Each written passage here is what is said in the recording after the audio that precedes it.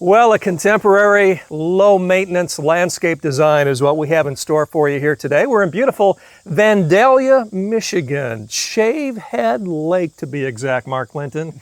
And again, one of these summer homes, and these are really fun to come out and visit, aren't they? Yes, they are. We had a couple of challenges here, and the biggest challenge is that these homeowners actually live in Illinois, and so low maintenance was definitely a requirement at the top of their list. And then also, this is a very contemporary house, and so they want a nice, neat, clean, contemporary look. And so you're going to see some unusual plantings in here, a lot of ornamental grasses, some succulents, some sedums, and some old-fashioned hens and chicks. All right, so a lot of the plantings and selections complement that contemporary design, right? Absolutely. And behind us here, we've got beautiful stone on the front of the house. That is nice. We wanted to accent that by giving us some height on each corner here. These are a couple of fine line buckthorns. These turn brilliant gold in the fall. And in the springtime, they've got little pink bell-shaped flowers, but the most unusual thing is that they are so narrow and they grow straight up and require virtually no maintenance. And being on water, they're kind of wispy at times, aren't they? Exactly, yes. It ties in with our ornamental grasses. Along with that, we've got our century plants here. These are summer blooming plants. In the summertime, they get a spike of tall white flowers. Incredibly low maintenance. And you're going to see landscape lighting throughout the house. So we've got a combination of path lights and then also spotlights. Spotlights not only highlight the landscape, but they accent the home's architecture as well. Stone ground cover, which is a go-to for you, isn't it? Yeah, it doesn't get any lower maintenance than the combination of our stone ground cover and the woven fabric weed barrier that's underneath there. One of the coolest things are these rare ornamental grasses. These are black mondo grasses. It's a true black ornamental grass. Gets little spikes of flowers, kind of a purplish lavender color flower that appeared earlier this year. But at the end of the season, just simply cut it down, and in the springtime comes right back up and never gets any taller than like 10, 12 inches in height. That screams contemporary, though, doesn't it? It does. Yeah, neat. And around here, we've got some of our threadleaf cypress. Love the looks and the feel of these. These will always stay below the base of the window here. We've got a lot of boulders incorporated in here. And then with the addition of a garden path, if you come out the front door, we didn't want the homeowners or guests to have to walk all the way around. So we've got a garden path, also known as a shortcut, just to cut through the landscape here. Cool. You're not hiding anything with these boulders, are you, Mark? Those are the real McCoy there. Right. And it ties in with the contemporary look. We've got some of our fall blooming ornamental grasses. Love how the red seed heads contrast up against the stone ground cover. Very nice. Well, there's a lot here to look at and really enjoy, and there's a bunch in the back, and we'll get to that in a little bit, but this thing's going to catch on fire soon. There you go. You're good. He's referring to our burning bush. And don't be alarmed. There you go. This is our dwarf burning bush. Starting to get just a little hint of fall color there, but if you stand back and you look at the home's architecture, we want to have a little bit of height on each side of the garage window, and perfectly centered in front of the garage window. These are our Linesville Arborvitae. Again, incredibly soft to the touch, low maintenance. They sure They're are. also known as bowling ball arborvitaes, and they just naturally shape themselves into a globe shape. We've got spotlights which are highlighting them. Also, behind this one, there's a spotlight here, which we wanted to accent the stone on the side of the garage. Yeah, because I bet it's that so works attractive. out great. Hey, any challenge, Mark? You mentioned the homeowners from Illinois with the communication process. Is that just as easy as if they were here in person? You know, we initially met here at the site, and then once had a design completed, we met at our home and garden center. And then back and forth, we've had communications either by telephone or emails, and it's been a very smooth process. Gotcha. So it doesn't matter where you live. If you would like to connect with Linton's, now would be the time, and certainly distance is not a critical factor. Absolutely not. What about the turn barn here. Yeah, these are some of our purple sedums. Not only do they have beautiful purple, almost burgundy colored leaves, but starting to come into their glory for the fall. Those are going to be clusters of hot pink colored flowers.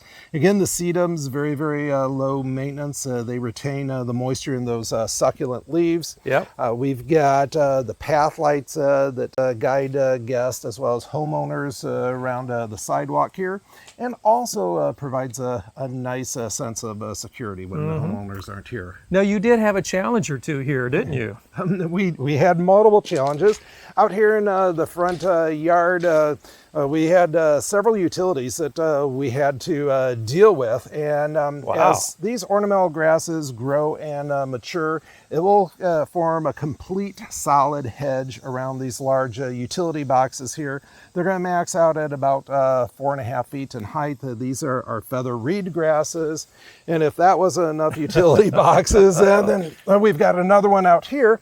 And I love this ornamental grass. It's our zebra grass. Gets its name zebra grass because of those green and white striped leaves. And then just to tie everything in together and to make it easy to mow, out around the mailbox here, we've got more of our century grasses, century plants rather, our ornamental grasses. And then we had a couple of culverts here which were almost impossible to mow around, and so we put stone edging and some boulders around there to retain the soil. All ties in together, doesn't it? It does. Yeah. And then in the backyard, we had another project back there. You're kidding me. There's more. Let's go see. Okay. All right. Well, Mark, we have water lilies on one side, freshly planted sod on the other, and in the middle, a boulder seawall that you've done. Yes. And nice. We do a lot of these boulder seawalls out of all the different options for retaining land along a body of water. Our DNR, not only in Indiana, but in Michigan, as where we are, they prefer the use of boulders.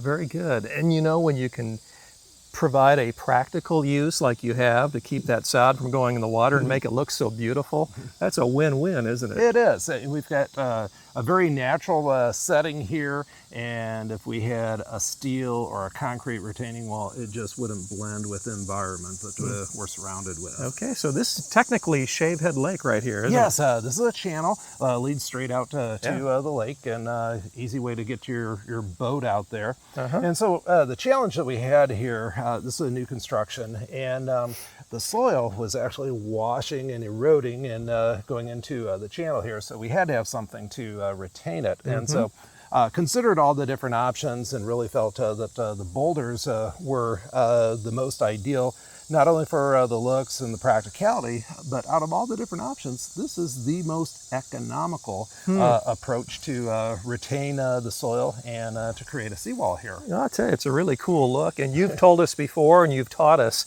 that there's a technique in placing these boulders, isn't there? There is, and so share some of the secrets with the viewers out there. Secrets. Yeah, so been doing this for 37 years. We built a lot of retaining walls and seawalls, and the only way to do this is actually getting into the water and getting up close and personal with it. And during the hot summer months, it was actually enjoyable. Yeah, no problem.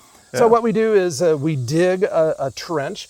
And the first course of boulders is like a footer, and we bury those boulders as the first course, so that's the foundation. But even before we do that, we use our non-biodegradable woven fabric weed barrier. We place that down first and then boulder on top of that. Gotcha. And then we wrap that up the backside. And there's actually a purpose for that. Really? What would that be, Mark? Well, we have all this water, not only surface water, but pressure underground. The house is sitting up higher, and all this water, of course, is wanting to get down here to the channel.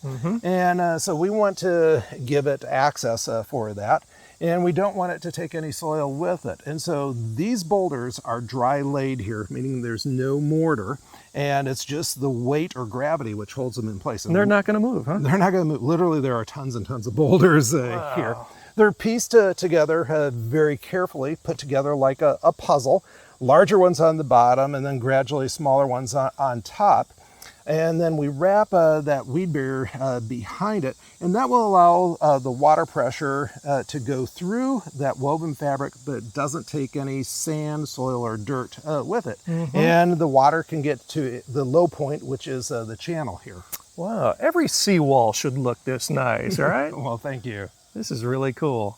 Well, you've addressed some of the challenges here. It looks like you've overcome them all. Homeowner pretty pleased for the most part? More than pretty pleased, very pleased. There you go. Well, that's what you can get too, is a total stamp of guarantee from Linton's, and you're going to enjoy your landscape project. Call on them if you have any seawall needs or any other kind of landscaping that we talked about from beautiful Vandalia, Michigan today. Shavehead Lake. Shavehead Lake. Hey, much more coming up on our program. Stay with us. We'll be right back.